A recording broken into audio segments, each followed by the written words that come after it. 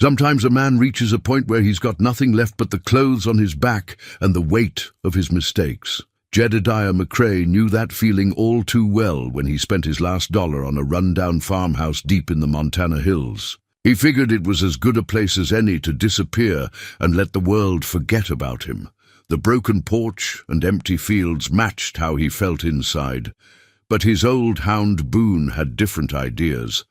On their first morning, the dog took off into the mist and came back leading 300 head of livestock, cows, goats, and sheep that had been living wild and alone. These animals belonged to someone once, but where was their owner? As Jed started caring for these forgotten creatures, he began to uncover a mystery that would change everything.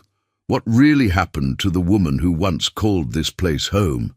Before we jump back in, tell us where you're tuning in from, and if this story touches you, make sure you're subscribed, because tomorrow I've saved something extra special for you. The road to redemption sometimes starts with an empty whiskey bottle and a dog who refuses to give up on you. Jedediah McCrae set the cracked glass on the farmhouse windowsill, watching the morning light catch the last amber drops clinging to its sides. That bottle had been his companion through 10 years of wandering, 10 years of running from a life that had crumbled faster than autumn leaves in a Montana wind. Boone stretched on the warped wooden porch, his graying muzzle resting on massive paws. The blue tick hound had been with Jed through every mile of those lost years, never judging, never asking questions that hurt too much to answer. Where Jed saw only another day to survive, Boone seemed to see possibility in every sunrise. The farmhouse stood like a weathered sentinel against the backdrop of pine-covered hills. Its white paint had surrendered to time, peeling away in long strips that curled like old photographs. The tin roof bore rust stains that traced abstract patterns against gray metal, and the front porch sagged under the weight of decades. But something about the place spoke to the hollow space in Jed's chest. Maybe it was the honest way it wore its scars, or how it still stood despite everything working against it. He'd found the property listing tacked to a bulletin board in a gas station outside Billings. Fixer-upper on 40 acres, cash only, $800. The price matched exactly what he had left after selling his truck to a scrap dealer. The realtor, a thin woman with suspicious eyes, had handed him the deed without much conversation. Previous owner left sudden-like, she'd said, avoiding his gaze.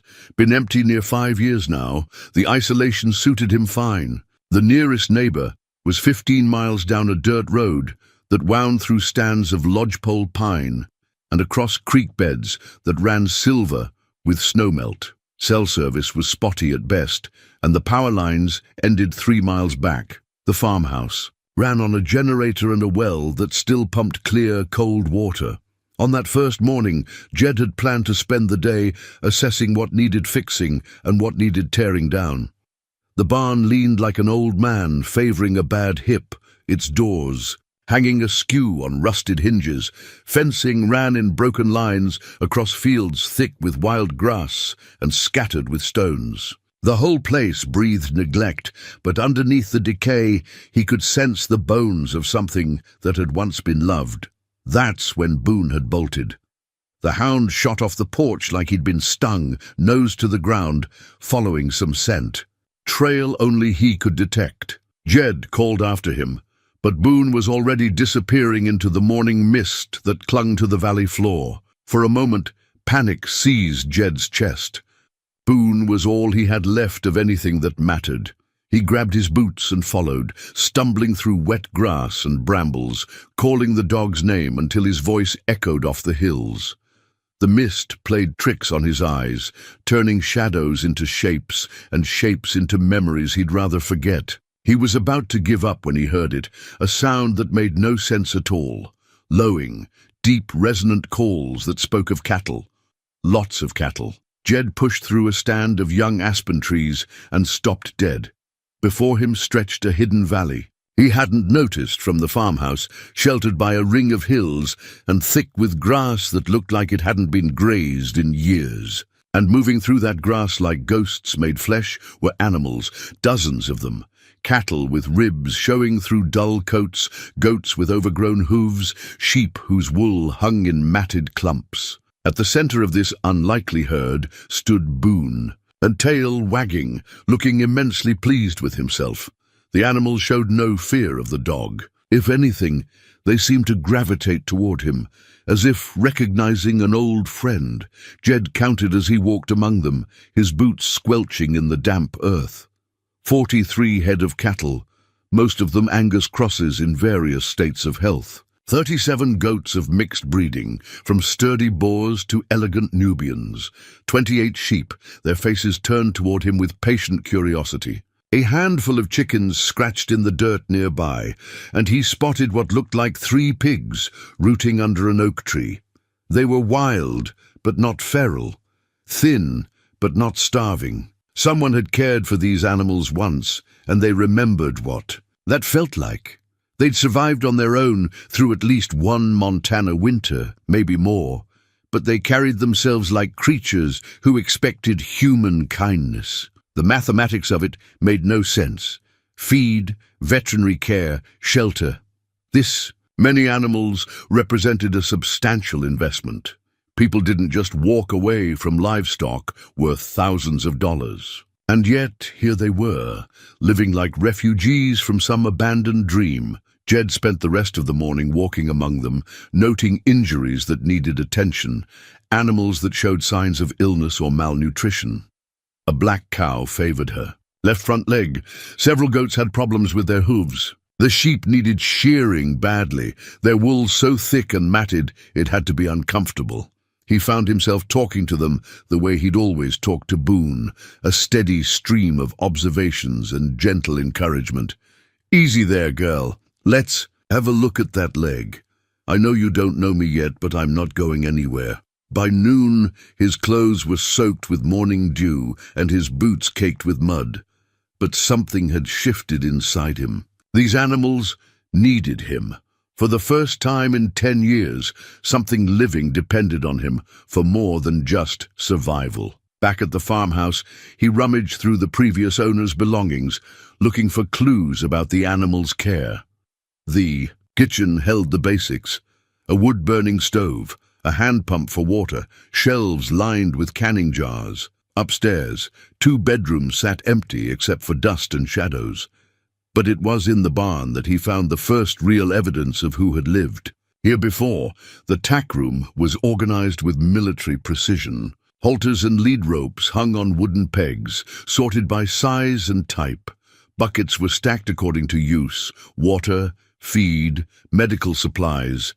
And tacked to the wall was a hand-drawn map of the property, marked with neat notations in a woman's handwriting. North. Pasture, best grass in morning, east field, good shelter from wind, creek crossing, watch for soft spots after rain. The writing was careful, thoughtful. Someone who paid attention to details. Someone who cared about doing things right. On a shelf above the map, he found a metal box that looked like it had seen years of use.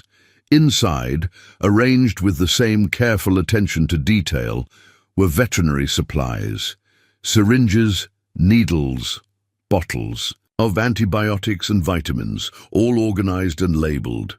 A record book showed careful tracking of vaccinations, breeding dates, and health notes for individual animals, and clipped to the inside of the box lid was a faded property deed. The name at the top read, Clara May Whitmore.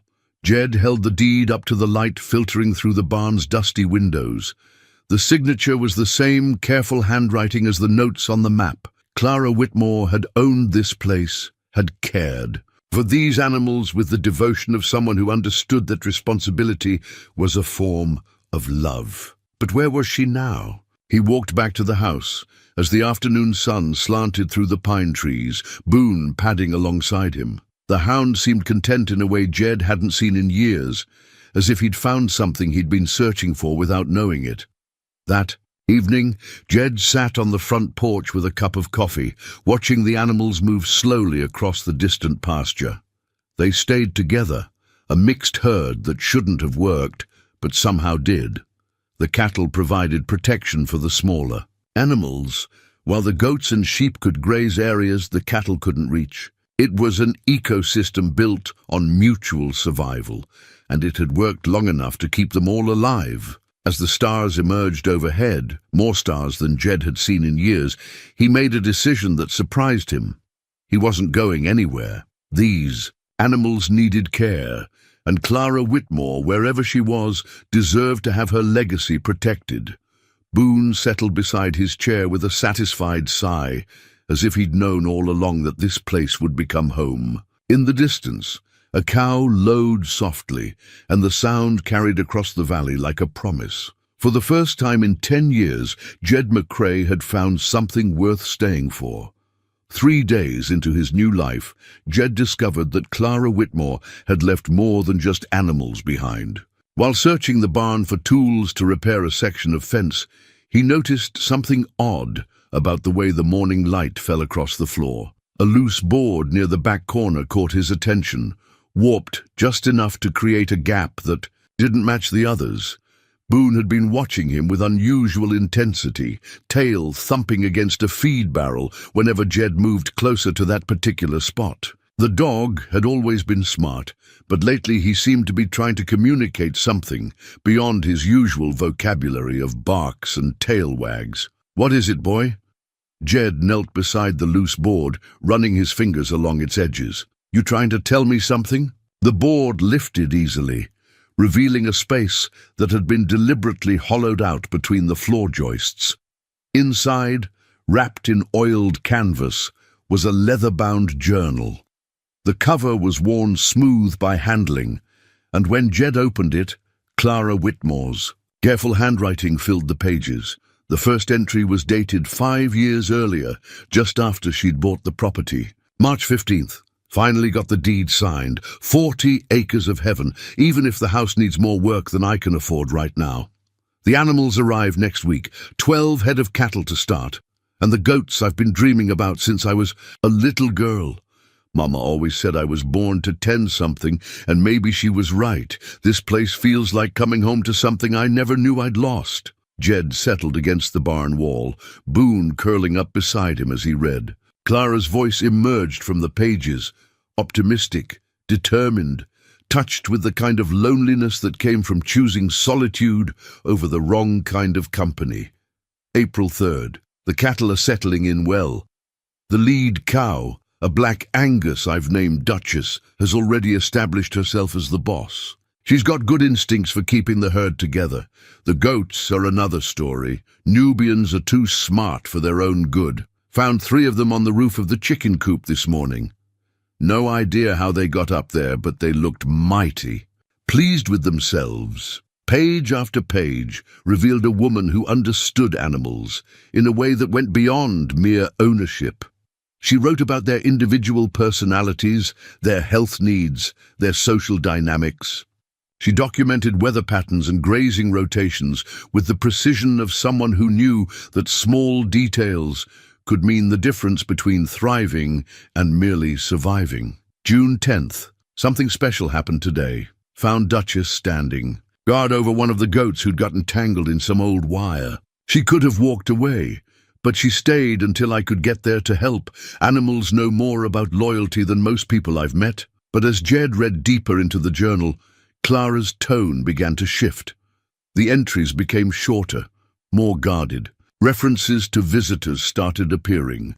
Visitors who didn't seem entirely welcome. August 22nd, that man from the development company came by again. 3rd time this month, says he represents investors interested in the mineral rights. Told him the same thing I told him before, not interested, but he's persistent in a way that makes me uncomfortable. Boone growled at him the whole time he was here. Jed's breath caught. Boone. Clara had known Boone. He looked down at the hound, who was watching him with those intelligent brown eyes. "You lived here before, didn't you, boy? You were Clara's dog." Boone's tail thumped once against the floor, and something in his expression seemed almost like relief, as if he'd been waiting 5 years for someone to understand. The journal entries continued, painting a picture of a woman who was becoming increasingly concerned about outside pressure to sell her land.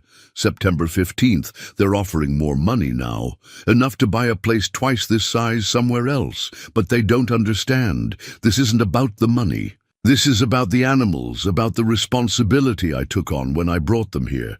You don't abandon family just because someone waves cash in your face. October 8th, found tire tracks down by the creek again. Same vehicle, I think. Someone's. Been driving around the property boundaries, maybe surveying. Don't like it.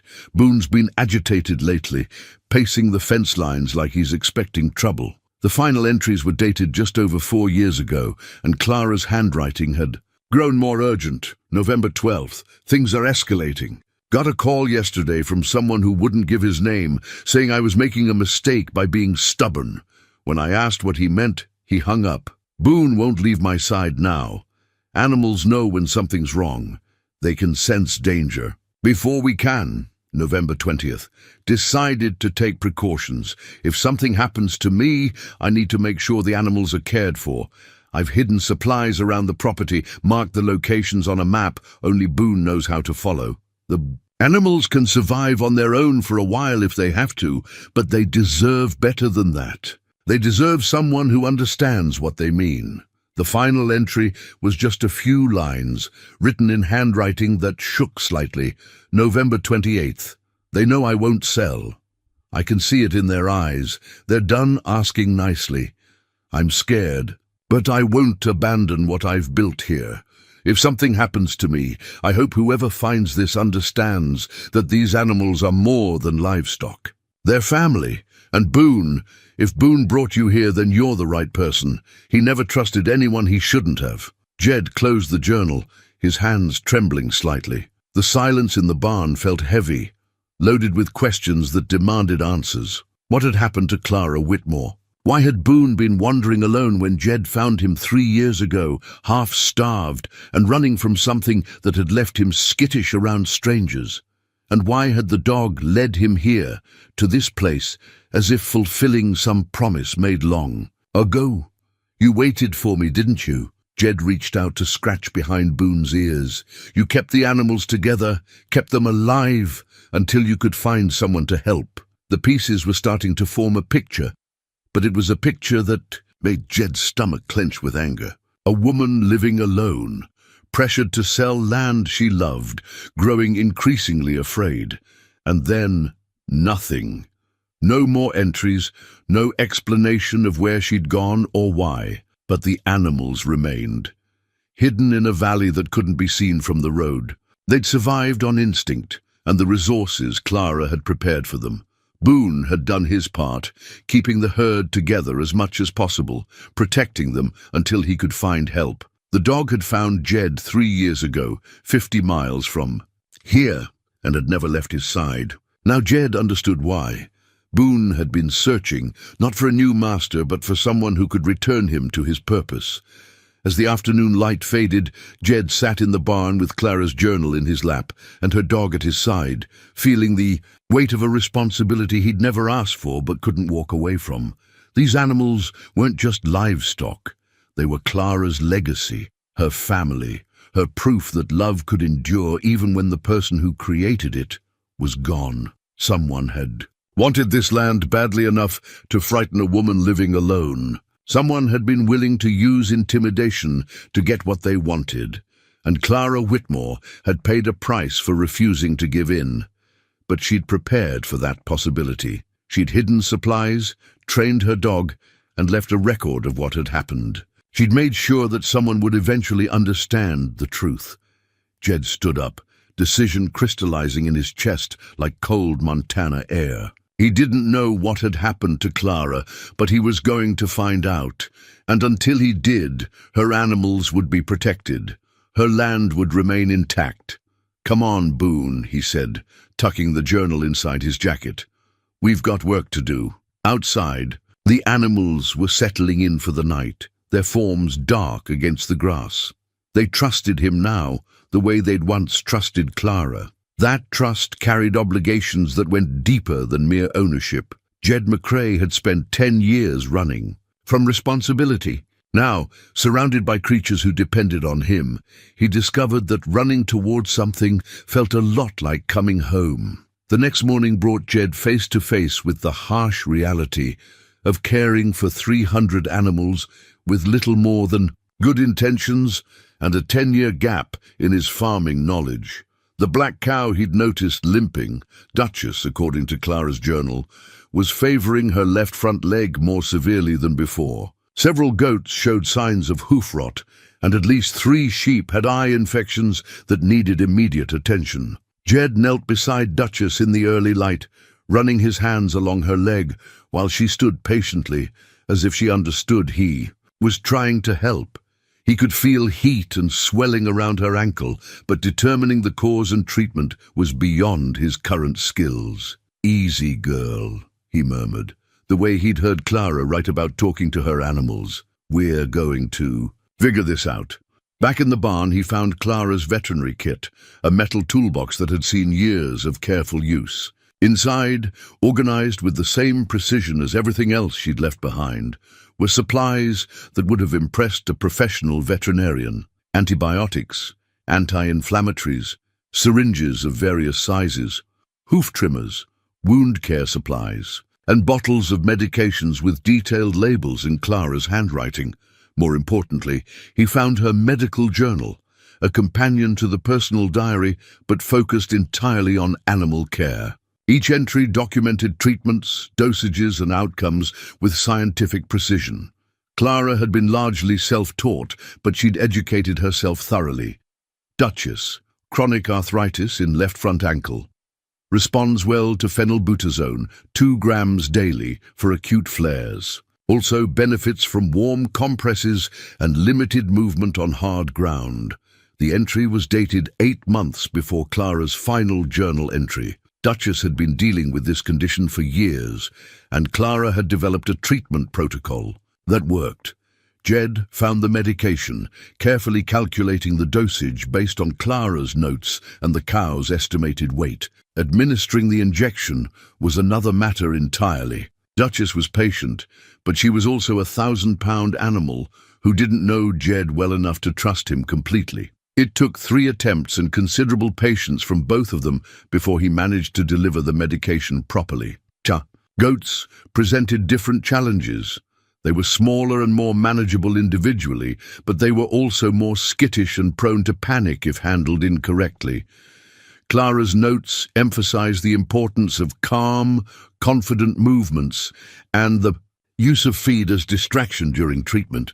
By noon, Jed was exhausted, covered in mud and various animal fluids, and acutely aware of how much he still needed to learn. But several animals were on their way to feeling better, and he was starting to understand the rhythm of care that Clara had established. The supply situation, however, was becoming critical. The medications he'd used that morning had depleted Clara's carefully hoarded supplies significantly. Feed stores were running low, and winter was still months away. He needed to make a trip to town, something he'd been avoiding since arriving at the property. The drive to Cedar Ridge took 45 minutes on winding mountain roads that were barely maintained. The town was the kind of place that survived on logging, ranching, and the occasional tourist passing through on the way to somewhere more interesting. Main Street consisted of a dozen buildings, half of them empty, with a general store, a diner, a gas station, and not much else. The feed store occupied the end of Main Street, housed in a building that had probably been impressive when the town was founded, but now just looked tired. Inside, the smell of grain and leather mingled with something less pleasant. The accumulated dust of years, and the faint scent of fear that seemed to follow conversations that stopped too abruptly when strangers walked in. The proprietor was a man in his 60s, thin and weathered, with eyes that darted away from direct contact. His name tag read Earl, and he watched Jed with the careful attention of someone who'd learned not to trust easily. "Help you?" Earl's voice carried the flat tone of someone going through the motions of customer service without much enthusiasm. "Need some supplies for livestock, feed, medication, basic care items." Jed kept his voice neutral, friendly, but not pushy. What kind of operation you running? The question came too quickly, with too much interest for casual conversation. Small ranch. Outside town, just getting started. Jed had decided to keep his answers vague until he understood the local dynamics better. Earl's expression tightened slightly. You wouldn't be talking about the old Whitmore place, would you? The change in atmosphere was immediate and unmistakable. Two other customers, who'd been browsing near the back of the store, suddenly found reasons to leave.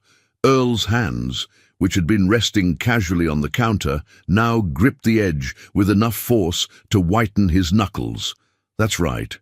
Bought it a few days ago. Jed watched Earl's reaction carefully. Might want to reconsider that investment. Earl's voice had dropped to just above a whisper.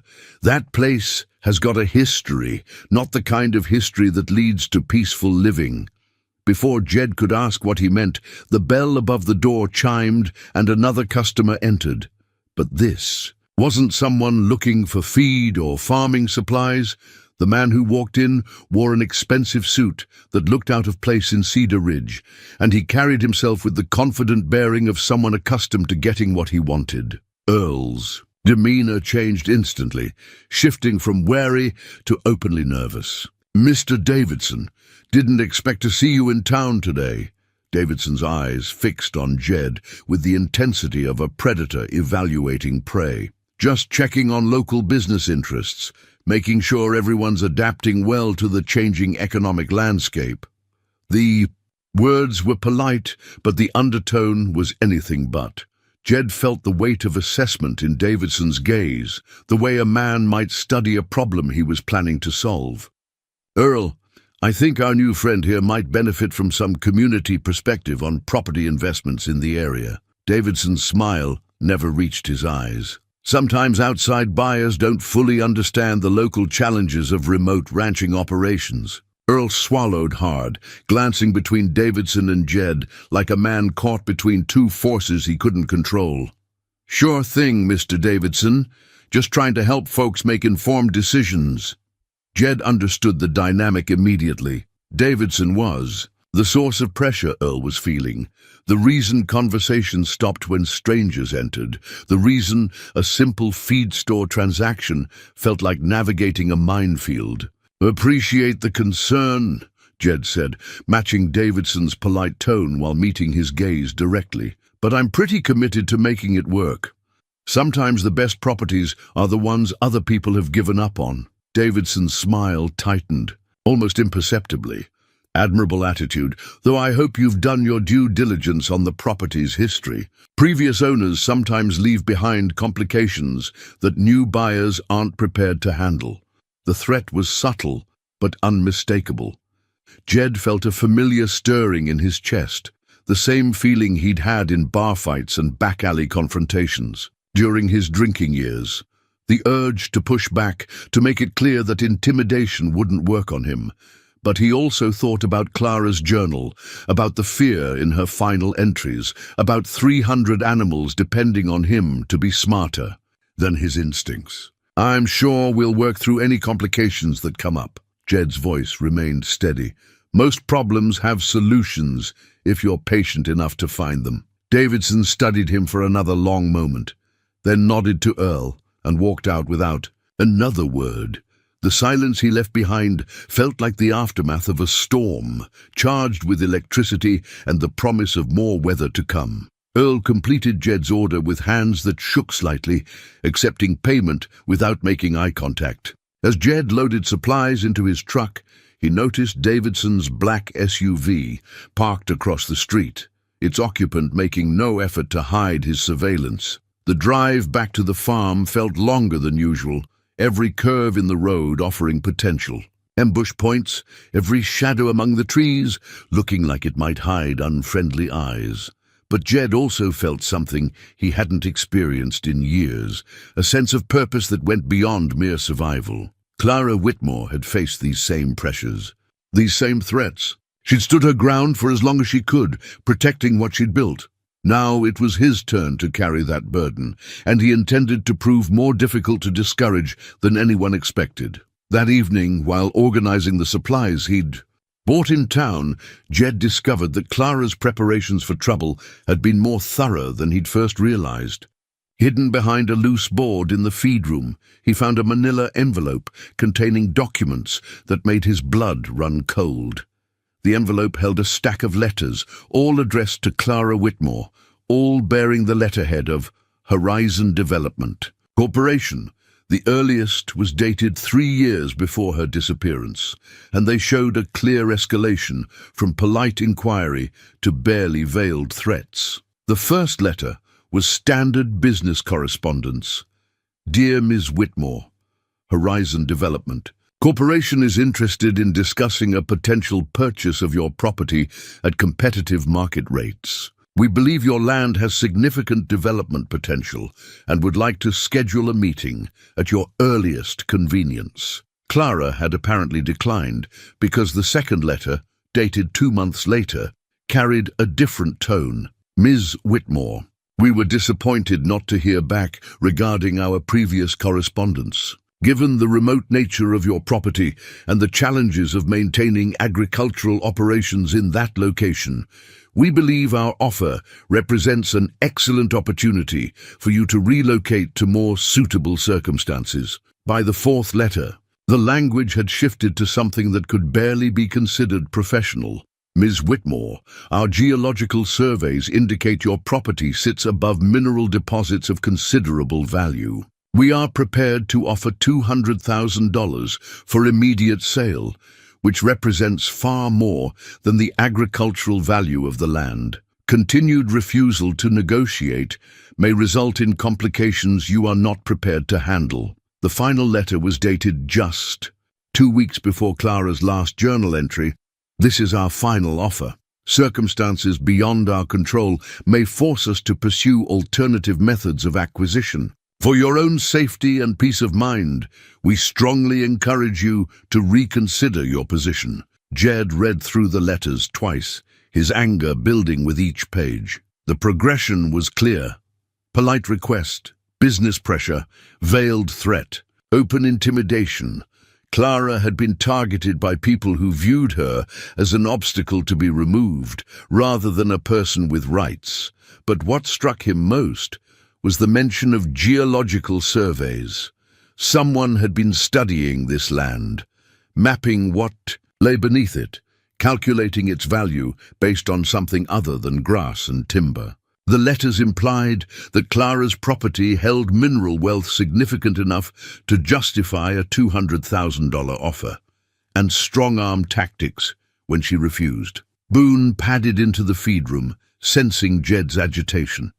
The dog had been staying close since the encounter in town, as if he remembered what happened when strangers started showing too much interest in Clara's affairs. They wanted her land for what's under it, didn't they, boy? Jed scratched behind Boone's ears, feeling the dog's tension. And when she wouldn't sell, they found another way to get it. That night, Jed established a routine that would define his life for the weeks to come.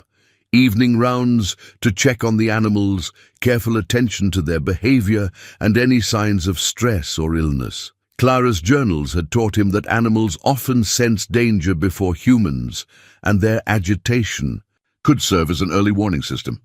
The animals were settling into a rhythm with him. Duchess followed him during his rounds now, her limp much improved after several days of medication. The goats had learned to recognize the sound of his voice and would cluster around him when he appeared with feed. Even the sheep, naturally skittish around strangers, seemed to accept his presence.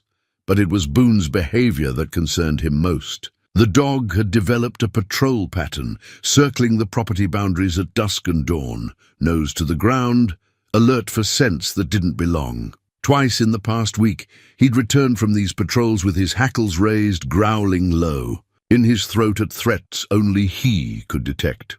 On the 7th morning after his encounter with Davidson, Jed woke to find Boone standing rigid on the front porch, staring toward the road. In the distance, barely visible through the trees, was the glint of sunlight off metal, a vehicle parked where the main road curved closest to the property boundary. Jed grabbed binoculars from Clara's emergency supplies and studied the vehicle. Black SUV, tinted windows, positioned to observe the farmhouse while remaining technically on public land. It was the same vehicle he'd seen outside the feed store, and it had been there long enough for dew to accumulate on the windshield. The message was clear: you're being watched. Instead of feeling intimidated, Jed found himself getting angry. He'd spent 10 years running from confrontation, avoiding responsibility, letting life happen to him instead of taking control. But these animals depended on him now, and Clara's memory deserved better than surrender to bullies.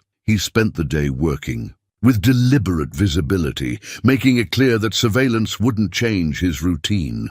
He repaired fence lines, tended to sick animals, and went about the business of caring for Clara's legacy with the steady determination of a man who'd found his purpose. The SUV remained until mid-afternoon, then drove away without approaching the property.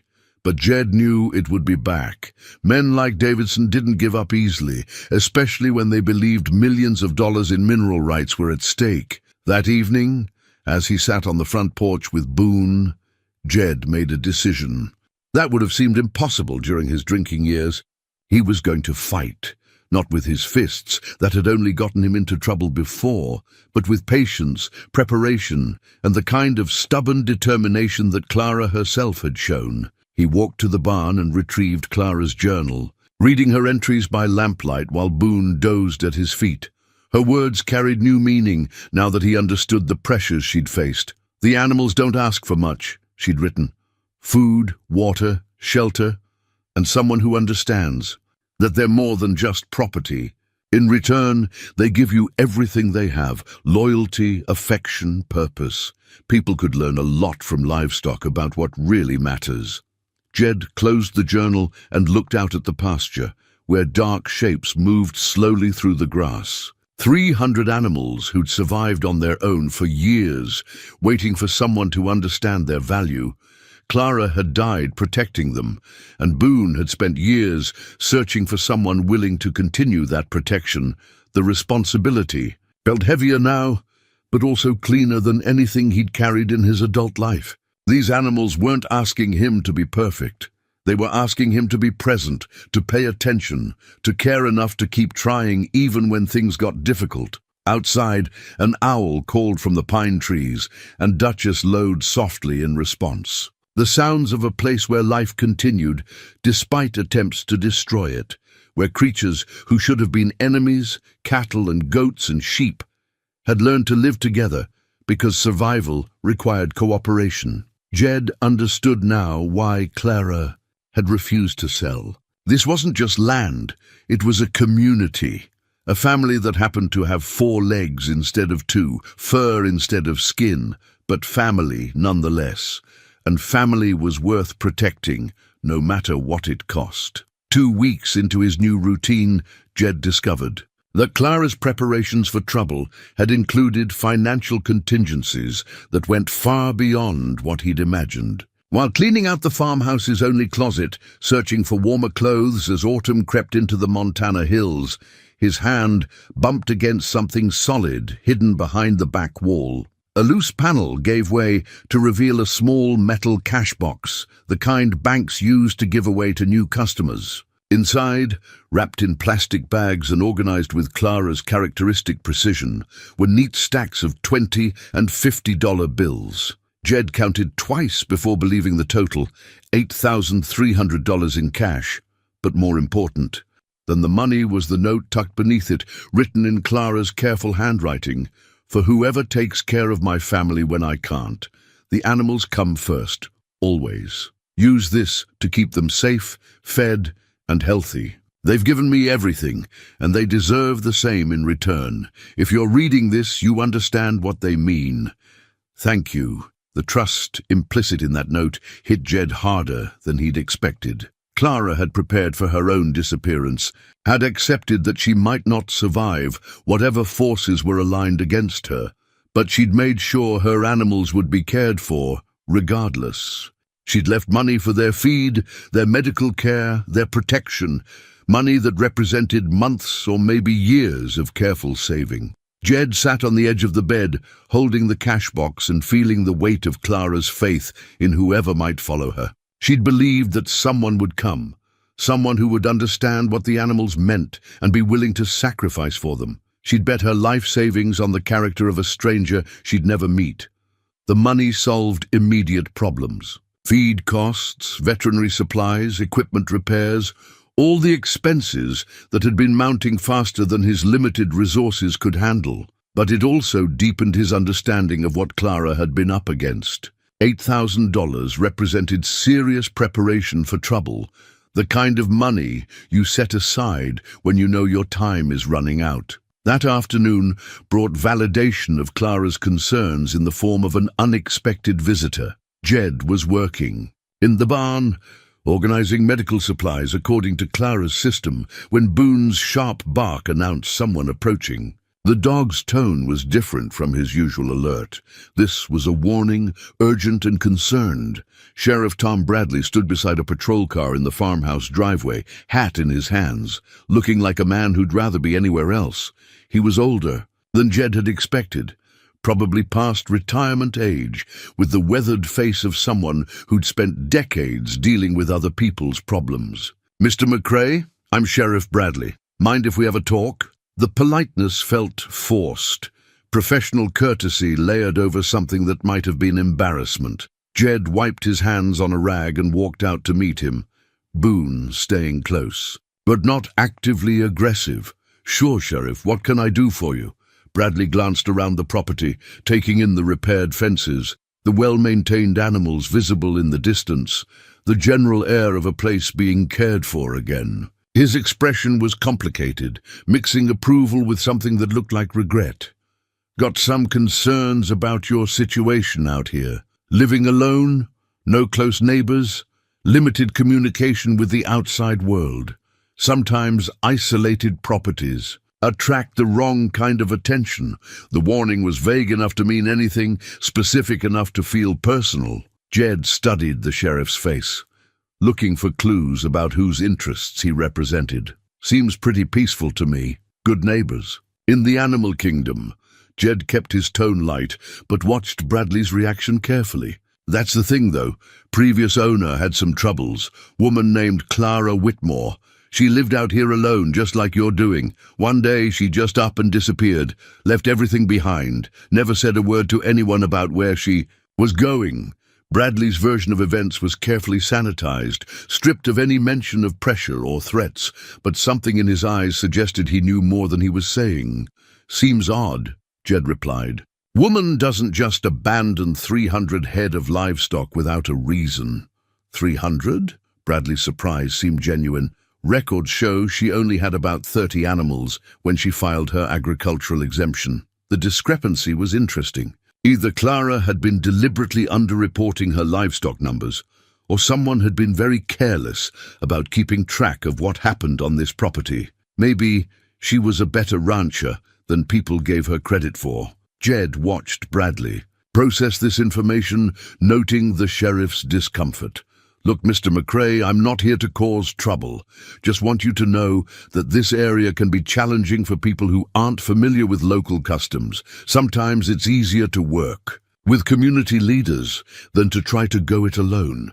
The euphemisms were getting thicker. Community leaders meant men like Davidson. Local customs meant doing what you were told when money and influence said you should. "Appreciate the advice, Sheriff. I've always been pretty good at adapting to new places." Bradley nodded, but his expression suggested he'd delivered the message. He'd come to deliver and wasn't entirely comfortable with it. "Just be careful out here, and if you have any trouble, any kind of trouble, you call my office right away." After the sheriff left, Jed stood in the driveway for a long time, thinking about the conversation. Bradley hadn't been actively hostile, but he hadn't been entirely helpful either. He was a man caught between his duty to protect citizens and pressure from people who had more influence than they should. The visit confirmed what Jed had suspected. Clara's disappearance hadn't generated much official investigation. A woman living alone, no close family, property that certain interests wanted to acquire. It would have been easy to file a report and let the matter fade into bureaucratic limbo. But 300 animals don't disappear as easily as people. They need food, water, medical care.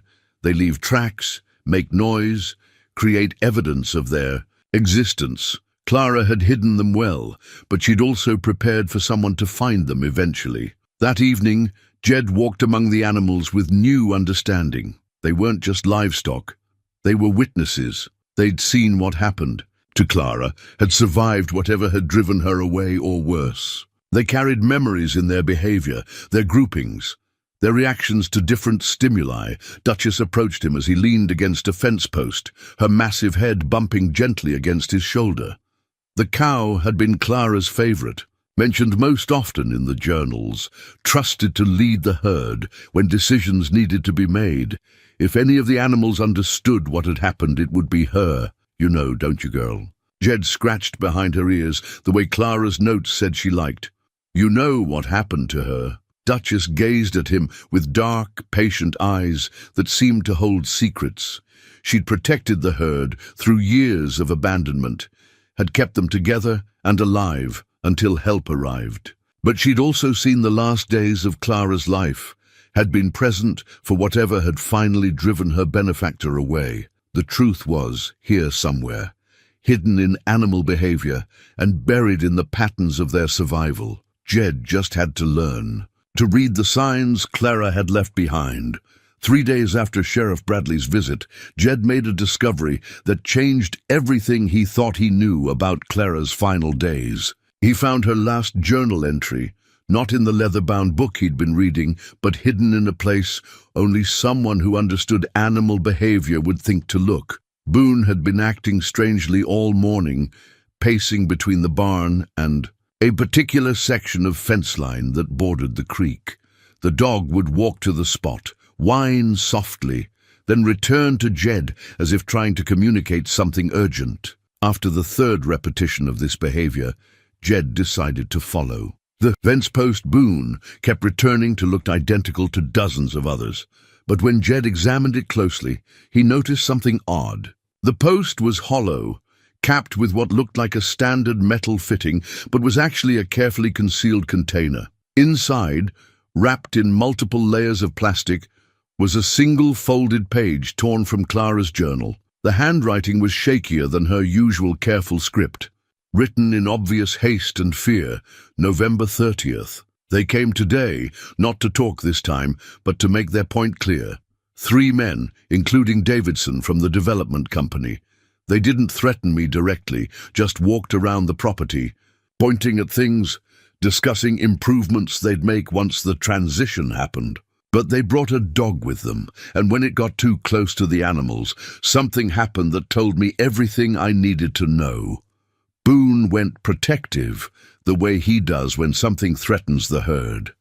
Instead of backing down, one of the men kicked him hard, said dogs needed to learn their place, just like everything else around here. The cruelty in his eyes when he did it. That's when I knew they weren't going to stop with pressure and phone calls. I've hidden supplies around the property, marked locations that only Boone knows. If something happens to me, he'll lead the right person to what they need. The animals can survive on their own for a while, but they deserve better. They deserve someone who understands that they're family, not just assets on a balance sheet. If you're reading this, it means Boone brought you here. Trust him. He knows where everything is hidden. And remember, they killed me for what's under this land, not what's on it. The geological survey is hidden where the water runs deepest. Don't let them win. Jed read the entry 3 times, his hands trembling with rage. Clara hadn't disappeared voluntarily. She'd been murdered by men who saw her as an obstacle to profits, who viewed her animals as inconveniences to be cleared away. And she'd known it was coming, had prepared as best she could for the people she loved, 4-legged creatures who couldn't protect themselves against human greed. The mention of a geological survey, hidden where the water runs deepest, sent Jed walking toward the creek that bordered the eastern edge of the property. Boone followed eagerly, as if he'd been waiting years for someone to understand this particular clue. The creek ran clear and cold, fed by mountain springs and seasonal runoff. In most places it was shallow enough to wade across, but there was, one spot where the water had carved a deeper channel around a bend, creating a pool that stayed dark even in full sunlight. Jed waded in, feeling along the bottom with his hands, Boone watching anxiously from the bank. His fingers found something that didn't belong, a hard, rectangular shape wedged between two rocks and secured with waterproof wrapping. Inside the packaging was a professional geological survey, complete with maps, soil samples analysis, and mineral rights assessments. The document was dated 6 months before Clara's final entry, and bore the letterhead of Rocky Mountain Geological Services, a subsidiary, according to fine print at the bottom, of Horizon Development Corporation. The survey results were stunning. Clara's property sat above what geologists estimated to be a significant copper deposit, with potential secondary deposits of silver and rare earth minerals. Conservative estimates placed the value of extraction rights in the tens of millions of dollars. More optimistic projections suggested values that could reach 9 figures, but the most damning information wasn't the mineral wealth, it was the survey map. Someone had marked Clara's property boundaries in red, with notations about obstacles to development and timeline for site preparation. The farmhouse was marked for demolition. The barn was scheduled for removal, and in the margins, someone had written livestock disposal, coordinate with local services. They'd planned to kill the animals, along with Clara. Jed sat by the creek bank, holding the survey and feeling sick to his stomach. Clara had died protecting creatures that Davidson and his associates had viewed as nothing more than waste to be disposed of. 300 lives that mattered no more to them than clearing brush or removing rocks. The scope of the conspiracy was becoming clear. The development company had commissioned the geological survey, identified the mineral wealth, and then systematically worked to acquire the land through intimidation and violence. When Clara refused to sell, they'd eliminated her and covered their tracks well enough that even the local sheriff had accepted her disappearance without serious investigation. But they'd made one crucial mistake. They'd underestimated Clara's intelligence and her preparation for exactly this scenario. She'd hidden evidence, trained her dog to preserve it, and trusted that eventually someone would care enough to uncover the truth. As evening fell, Jed walked among the animals with new purpose. They weren't just Clara's legacy anymore. They were living proof that her killers had failed to completely erase what she'd built. Every day they survived was a victory against the forces that had tried to destroy them. Duchess approached him near the barn, her calf trailing behind her. The cow had given birth since Clara's death, had raised her offspring in the wild, had kept producing life even when death seemed to have won. The sight of that calf, young, healthy, unaware of the forces that had tried to prevent its existence, filled Jed with something fiercer than anger, determination. Boone settled beside him as he leaned against the fence, watching the animals settle for the night. The dog had carried this burden for years, had waited patiently for someone who could understand what Clara had prepared, who could finish what she'd started. "We're going to get them, boy," Jed said quietly, scratching behind Boone's ears. "Clara left us everything we need. We just have to be smart about how we use it." In the distance, the lights of Cedar Ridge twinkled like earthbound stars. Somewhere in that town were men who thought they'd committed the perfect crime, who believed that money and influence had buried their crimes deep enough to never surface. They were about to discover that some truths, like some animals, were harder to kill than they'd imagined. The discovery that would change everything came not from Clara's carefully hidden clues, but from an accident that nearly cost Jed his life. While repairing a section of fence damaged by a fallen tree, the ancient wood gave way beneath his feet, sending him tumbling into what he'd assumed was a shallow drainage ditch. Instead, he found himself in an underground chamber that Clara had excavated beneath the barn, a hidden space that explained how she'd managed to keep 300 animals alive and hidden for so long. But what took his breath away wasn't the engineering feat of the hidden shelter. It was what else Clara had been hiding.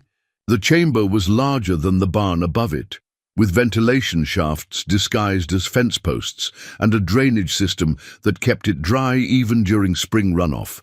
Along one wall, Clara had installed a series of storage units that contained enough feed to last the animals through multiple harsh winters. Along another wall were medical supplies that would have impressed a veterinary hospital, but the far wall held something that made Jed's blood run cold. A bank of surveillance equipment. Still operational, still recording. Cameras hidden throughout the property had been documenting everything that happened for years. Clara hadn't just been a rancher protecting her animals. She'd been gathering evidence, building a case, preparing for a confrontation she'd known. She might not survive. The main monitor showed a grid of camera feeds from around the property. Jed could see himself standing in the underground chamber, could see Boone pacing anxiously above ground, could see the animals grazing peacefully in pastures that looked empty to casual observation, but were actually under constant surveillance.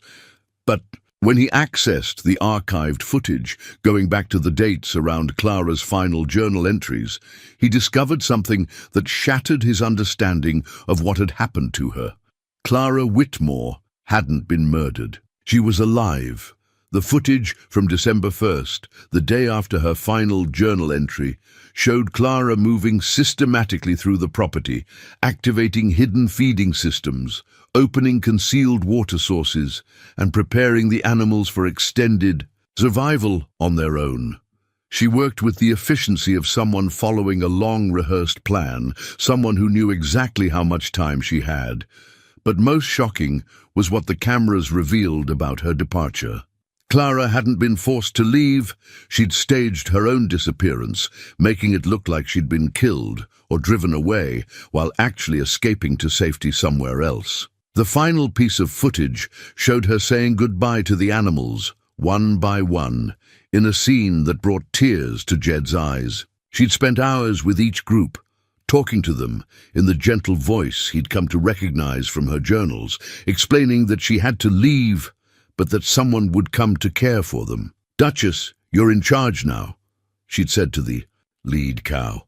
"Keep everyone together, keep them safe. Someone will come, someone who understands what you mean to me. Boone will find them when the time is right." The dog had whined throughout her farewell speech, as if he understood that his real job was just beginning. Clara had trained him not just to care for the animals, but to recognize the right kind of person to help them. Boone had been her recruitment agent, sent out into the world to find someone worthy of the trust she was placing in them. But why had Clara felt the need to disappear? Why not fight the developers openly?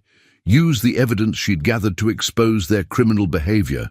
The answer came in the form of additional files stored on the surveillance system, audio recordings of conversations that revealed the true scope of the conspiracy against her. The corruption wasn't limited to Horizon Development Corporation.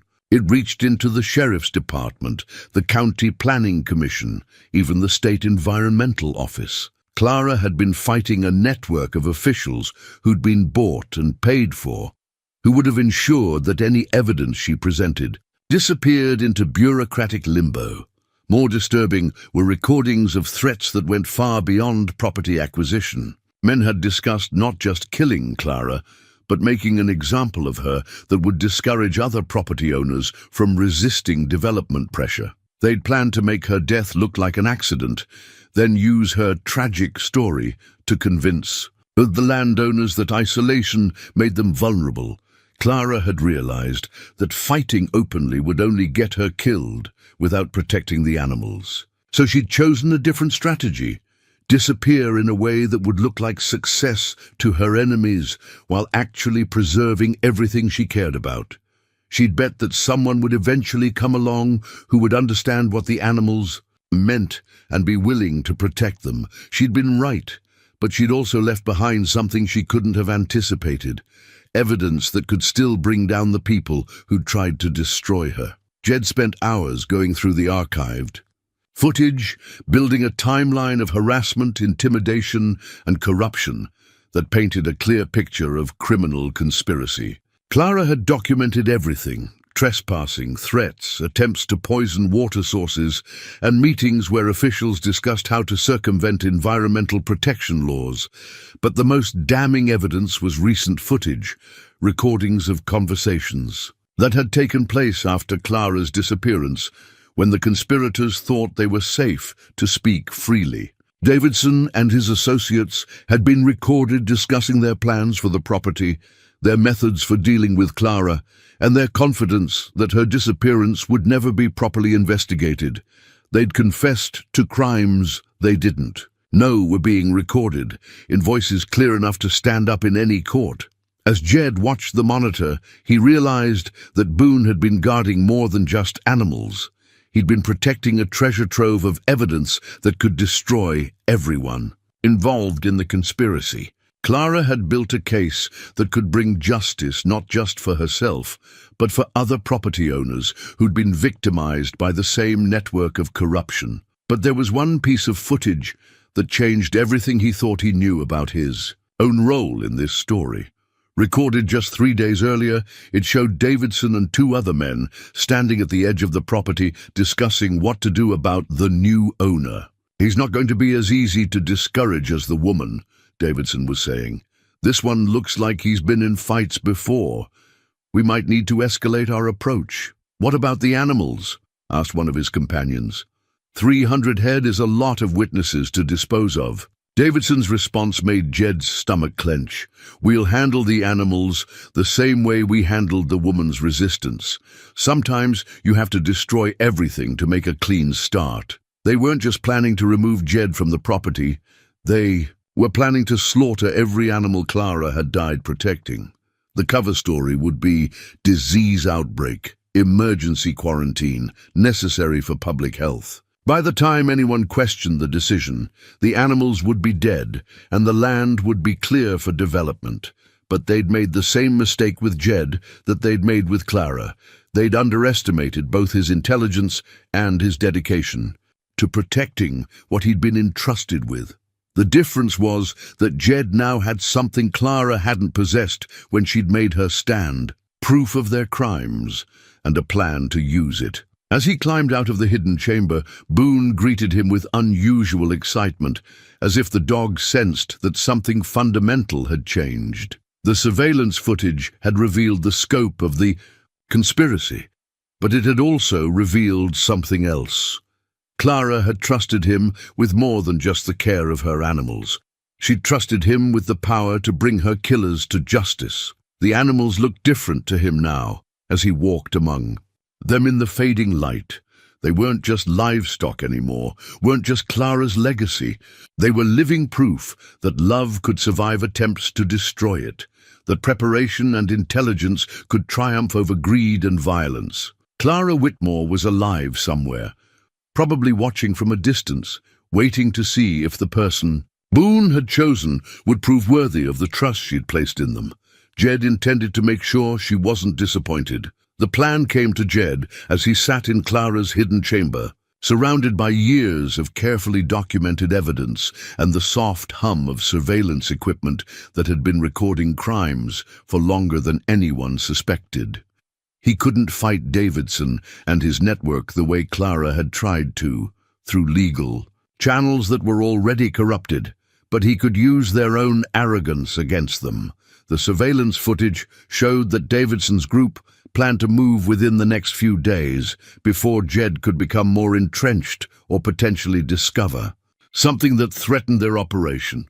They intended to stage an animal disease outbreak that would justify emergency measures, allowing them to humanely destroy the livestock while positioning themselves as heroes protecting public health. But their plan had a fatal flaw. They'd gotten sloppy in their confidence, recorded their intentions clearly enough to provide irrefutable evidence of conspiracy and animal cruelty. All Jed needed was a way to ensure that evidence reached people who couldn't be bought or intimidated. The answer came from an unexpected source: Earl from the feed store. Jed had been avoiding another trip to town, not wanting to risk another confrontation with Davidson before he was ready. But when he reviewed the surveillance footage more carefully, he noticed something that changed his perception of the nervous store owner. In several recordings of Davidson's visits to Cedar Ridge, Earl could be seen in the background, and his body language suggested fear rather than cooperation. More importantly, Clara's journals mentioned Earl by name, describing him as one of the few decent people in town, and noting that he'd quietly offered to help with animal feed during her financial struggles, asking only that she keep the assistance private. Earl wasn't part of the conspiracy. He was another victim of it. That evening, Jed made a decision that would have terrified him weeks earlier. He copied the most damning surveillance footage onto multiple storage devices, documented the timeline of threats and criminal activity, and prepared a complete case file that could bring down everyone involved in the conspiracy. But he needed someone to deliver that evidence to authorities outside the local corruption network. Someone who understood what was at stake and could be trusted to follow through even if things went wrong. The next morning, he loaded Boone into his truck and drove to Cedar Ridge, arriving just as Earl was opening the feed store. The older man's nervousness was immediately apparent when he saw Jed approaching. "Store's not really open yet," Earl said, his hands shaking slightly as he fumbled with the keys. "I'm not here to buy anything," Jed replied quietly. "I'm here because Clara Whitmore trusted you, and I need to know if that trust was justified." Earl's reaction confirmed what Jed had suspected. The older man's face went pale, and he looked around nervously before ushering Jed inside the store. "Clara's been gone for years," Earl whispered. "Why are you bringing her up now?" "Because she's not as gone as everyone thinks," Jed said, watching Earl's expression carefully. "And because the people who tried to destroy her are planning to finish the job." Over the next hour, Jed shared enough of what he'd discovered to convince Earl that he was serious without revealing the full scope of Clara's surveillance operation. He explained about the hidden animals, the evidence of corruption, and the immediate threat to destroy everything Clara had protected. Earl's response surprised him with its quiet dignity. "I wondered what happened to those animals," the older man said. "Clara loved them more than most people love their children. When she disappeared, I figured they'd starved or been sold off. Knowing they're alive, that changes things." Earl revealed that he'd been documenting Davidson's visits to his store, keeping records of conversations and noting when other local officials had been present. He'd been building his own case file, hoping that someday he'd find someone trustworthy, enough to help him expose the corruption that was destroying his community. "They've been bleeding this town dry for years," Earl explained, "bribing officials, intimidating anyone who speaks up, buying land for pennies on the dollar because people are too scared to resist. Clara was the first person brave enough to really fight back. Together, they developed a plan that would expose the conspiracy while protecting the animals." Earl would contact a friend who worked for the state attorney general's office, someone outside the local corruption network who'd been asking questions about irregular land deals in rural Montana. That contact would receive copies of all the evidence, along with detailed documentation of the planned attack on Clara's property. But Jed knew that bureaucratic processes moved slowly, and Davidson's timeline was measured in days, not weeks. He needed a backup plan that would protect the animals, even if the legal system failed to act quickly enough. The answer lay in Clara's preparations for exactly this scenario. The hidden chamber contained emergency supplies, not just for the animals, but for defending them. Clara had stockpiled flares, emergency communication equipment, and detailed maps showing every hiding place on the property. She'd prepared for a siege, and Jed intended to use those preparations. That afternoon, he spent hours studying Clara's defensive plans, understanding how she'd positioned supply caches and escape routes throughout the property. The animals could be moved to secure areas where vehicles couldn't reach them, hidden in valleys and sheltered areas that would require significant manpower to search. More importantly, Clara had installed emergency communication equipment that could broadcast on frequencies monitored by state and federal agencies. If Davidson's group tried to carry out their plan, Jed could document their crimes in real time and broadcast evidence that couldn't be suppressed or ignored. But the key to everything was Boone. As Jed studied Clara's plans, he began to understand the dog's true role in her preparations. Boone hadn't just been trained to care for the animals, he'd been trained to lead them to safety, to guide them through evacuation routes that only he knew, to serve as a living GPS system that could navigate the property even in darkness or bad weather. "She trained you to be a general, didn't she, boy?"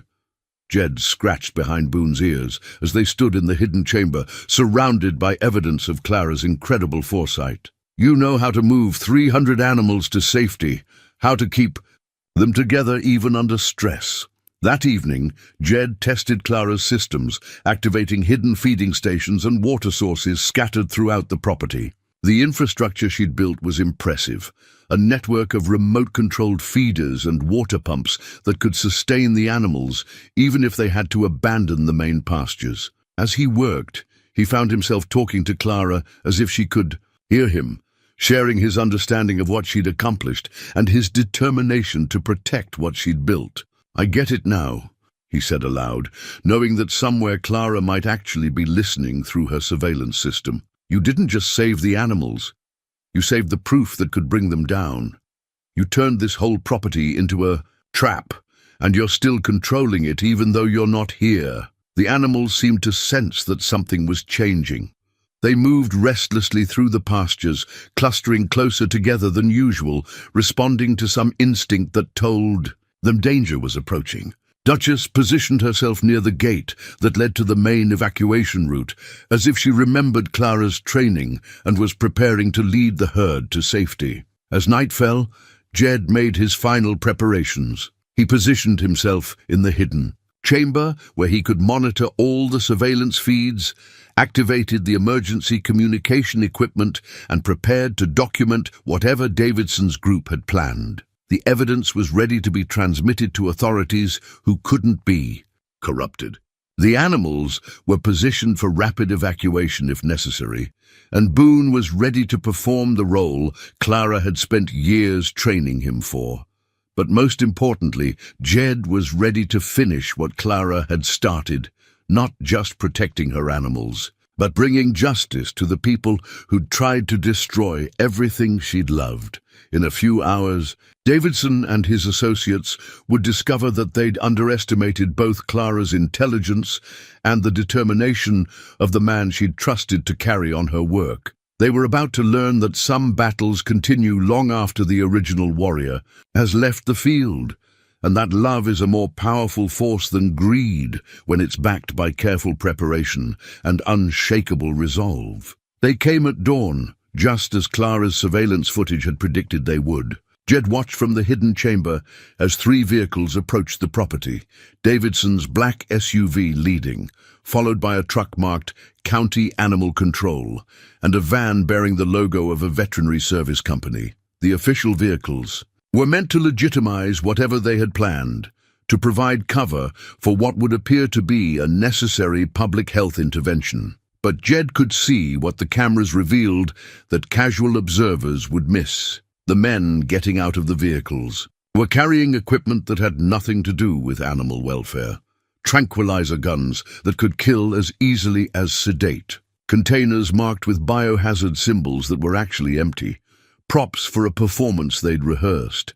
And most damning of all, cameras of their own to document their heroic response to a dangerous disease outbreak. Davidson stood in the farmhouse driveway, surveying the property with the satisfaction of a man who believed he'd already won. He gestured toward the pastures where the animals were grazing peacefully, discussing logistics with his associates as if they were planning a harvest rather than a massacre. Jed activated Clara's emergency communication system and the hidden transmitter began broadcasting on frequencies monitored by state and federal agencies. Every word spoken on the property was now being recorded and transmitted in real time to authorities who couldn't be bribed or intimidated.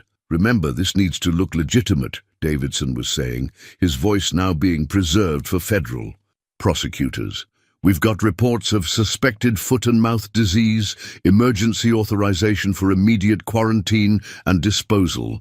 The local vet will confirm our findings, and by tonight this place will be cleared for development. Dr. Mitchell Warren, the veterinarian whose credentials had legitimized the operation, looked uncomfortable with his role. The animals look healthy. From here, he said uncertainly, maybe we should run some actual tests before. The tests are a formality. Davidson cut him off. We've already confirmed the diagnosis. Your job is to make it official and help us do this humanely. Unless you want to explain to the state board why you refuse to respond to a public health emergency. The threat was subtle but clear. Dr. Warren had been coerced into participating, his professional reputation held hostage to ensure his cooperation. But what Davidson's group hadn't anticipated was Boone. The dog had been watching from a concealed position near the barn, and as the intruders began to spread out across the property, he initiated the evacuation protocol Clara had spent years teaching him. A series of sharp barks in a specific pattern, 3 short, 2 long, 3 short, echoed across the pastures. The response was immediate and stunning. 300 animals began moving with the coordinated precision of a military unit. Duchess led the cattle toward the eastern pasture, following routes that kept them out of sight from the main driveway. The goats clustered around their lead buck and began filing toward the north ridge, using terrain features to mask their movement. Even the sheep, normally the most scattered and independent of the groups, formed an orderly procession toward the creek bottom. Davidson's confidence evaporated as he watched his targets disappearing into the landscape. "Where the hell are they going?" he demanded, grabbing binoculars from one of his men. "There's supposed to be 300 head here. I can see maybe 50. Jed smiled grimly as he watched the evacuation unfold on his monitors. Clara had designed the system to move the animals to locations where they'd be safe from vehicles and difficult to find even on foot. Hidden valleys, sheltered creek beds, stands of timber thick enough to provide cover. The animals were vanishing into terrain that Davidson's group couldn't reach without abandoning their official vehicle cover story. But the most crucial element of Clara's plan was just beginning. As the animals reached their designated safe areas, they triggered a series of motion sensors that Clara had positioned throughout the property. Each sensor activation was recorded by the surveillance system and transmitted to authorities along with GPS coordinates showing exactly where the animals had taken refuge. What appeared to be chaos to Davidson's group was actually a carefully orchestrated documentation of livestock protection protocols. Every animal movement was being recorded, every threat against them was being preserved as evidence, and every word spoken by the intruders was building a federal case for conspiracy and animal cruelty. "We need to get them back," Davidson said, his voice rising with frustration. "Spread out, find where they've gone. We can't explain a disease outbreak if we can't find any diseased animals." That's when Jed made his presence known. He emerged from the farmhouse carrying Clara's emergency flare gun, not as a weapon, but as a signal. The bright red flare arced high over the property, visible for miles in the clear morning air, marking the exact moment when Davidson's crimes became too public to hide. "Looking for something?" Jed called out, walking slowly toward the group of intruders. Davidson's face went white as he recognized the implications. The flare was a distress signal, visible to anyone in the area, documented by their own cameras as well as Clara's hidden surveillance system. Whatever happened next would be impossible to cover up or explain away. "Mr. McCrae," Davidson said, attempting to recover his composure, "we are here on official business, animal health emergency. I'm afraid you'll need to cooperate with our veterinary team." Jed smiled, knowing that every word was being recorded and transmitted to federal authorities. "Funny thing about emergencies," he said, "they tend to bring out unexpected help." In the distance, the sound of approaching vehicles could be heard, But these weren't part of Davidson's group. The vehicles approaching weren't more of Davidson's conspirators. They were federal agents responding to the real-time evidence transmission that had been broadcasting for the past hour.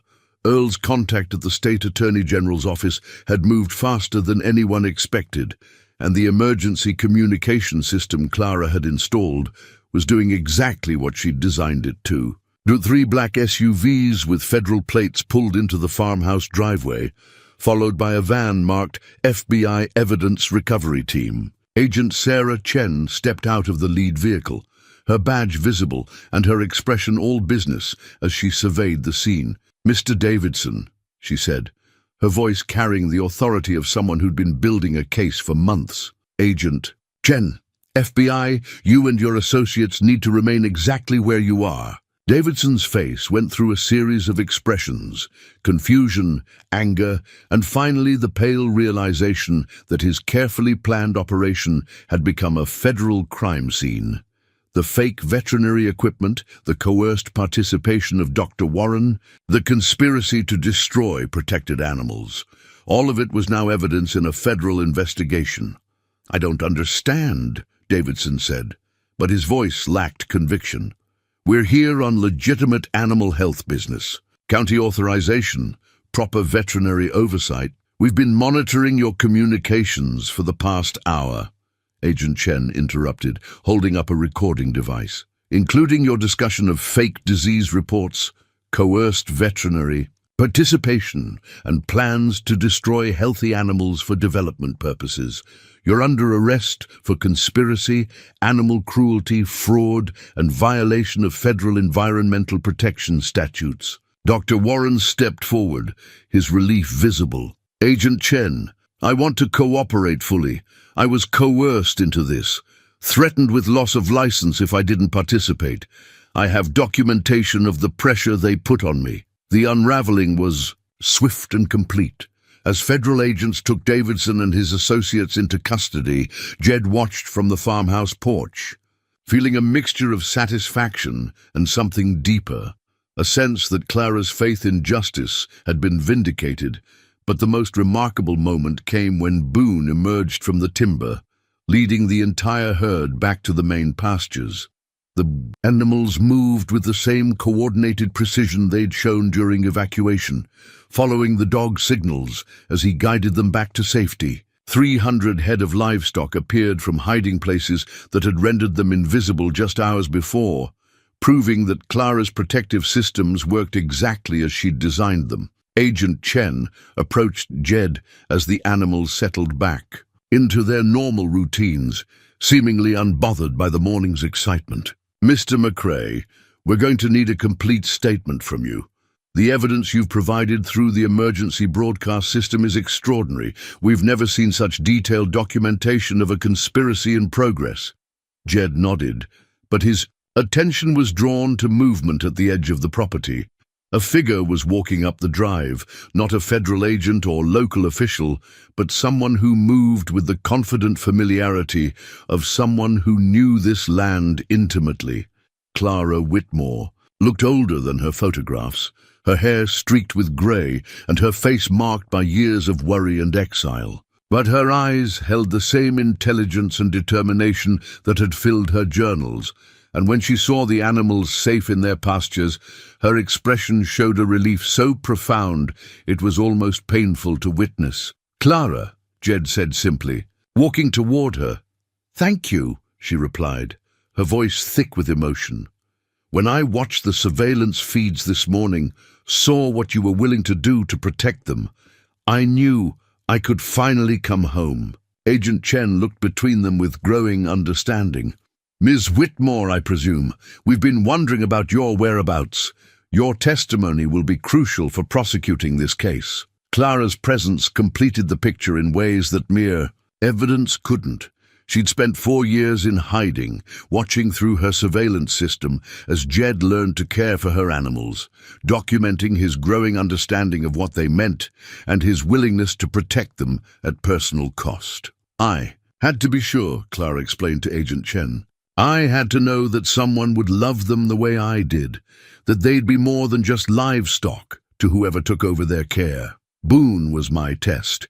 He'd never have led someone here unless they had the right heart for this work. The dog in question was moving among the animals, checking on individuals he'd led to safety, ensuring that the evacuation had left no one behind. His tail wagged with the satisfaction of a job completed successfully, but his attention kept returning to Clara and Jed, as if making sure his two humans were safely reunited. As the federal agents completed their arrests and began processing the scene, Jed found himself standing with Clara among the animals they'd both protected. The morning sun was climbing higher, casting long shadows across pastures where 300 creatures grazed peacefully, unaware that their survival had just exposed one of the largest land fraud conspiracies in Montana history. "What happens now?" Jed asked. Clara smiled, reaching out to scratch Duchess behind the ears. "Now we take care of them together. If you're willing to stay, that is. This place needs someone who understands that family comes in all forms, 2 legs, 4 legs, whatever form love takes." Jed looked around at the animals, at Boone, at the land that had become home in ways he'd never expected. His answer came without hesitation. "I'm not going anywhere." 6 months later, Jed stood on the front porch of the farmhouse, watching the morning sun cast golden light across pastures that buzzed with new life.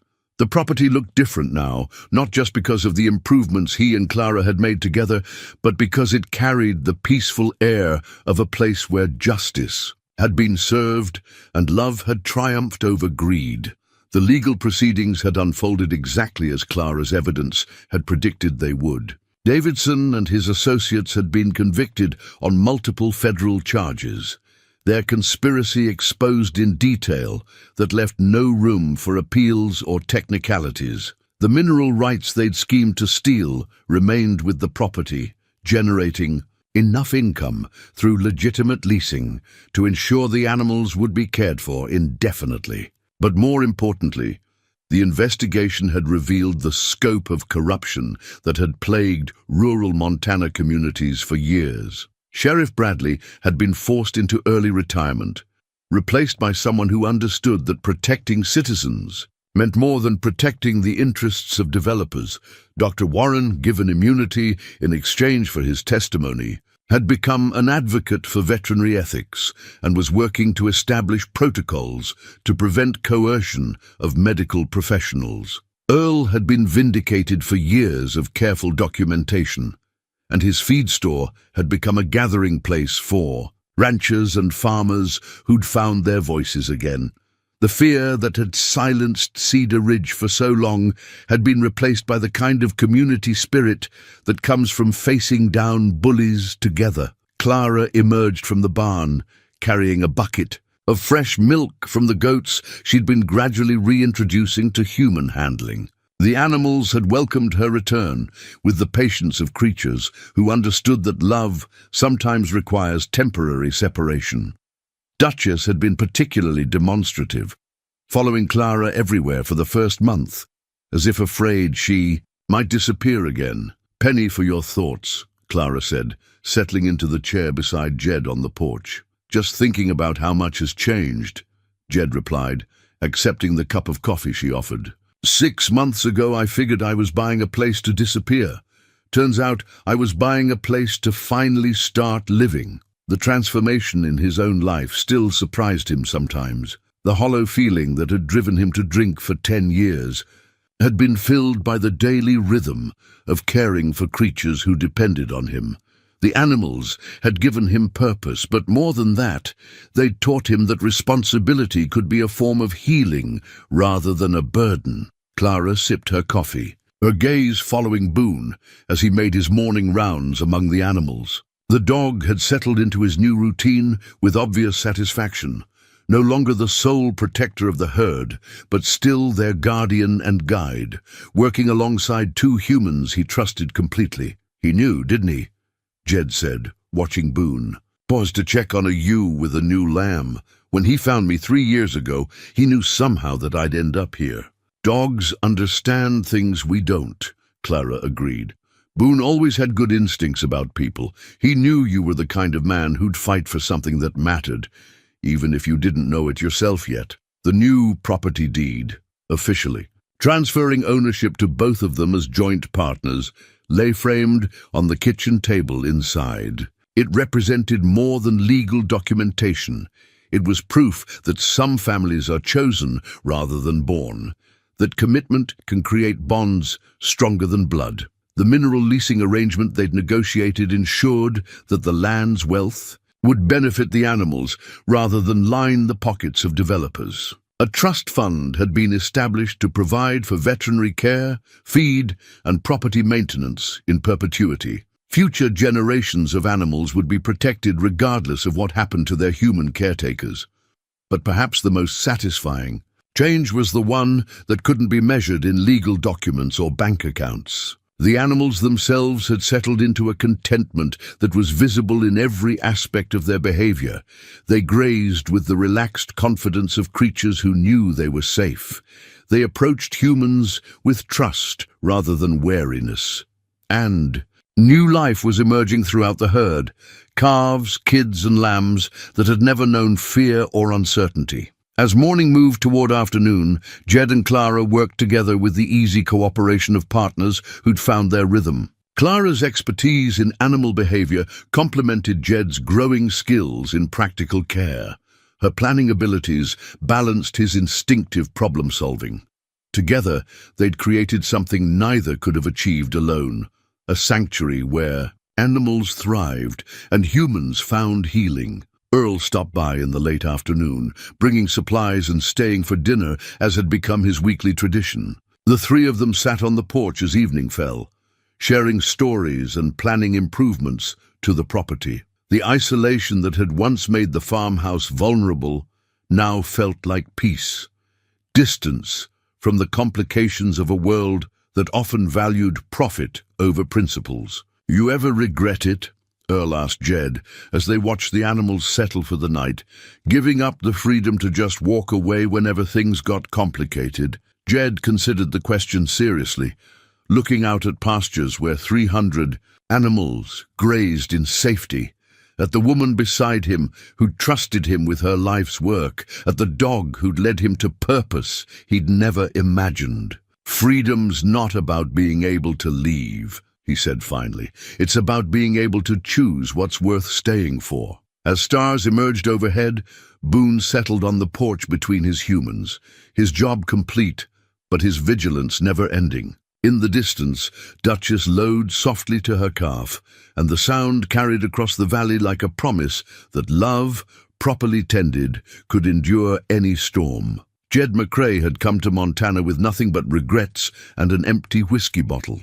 He'd found a family that happened to have 4 legs instead of 2, a purpose that felt like coming home, and proof that sometimes the best things in life are the ones you fight to protect rather than the ones you acquire for yourself. The animals were safe. The land was protected, and somewhere in the quiet satisfaction of evening chores and morning rounds, he'd discovered that redemption, like love, was something you earned one day at a time.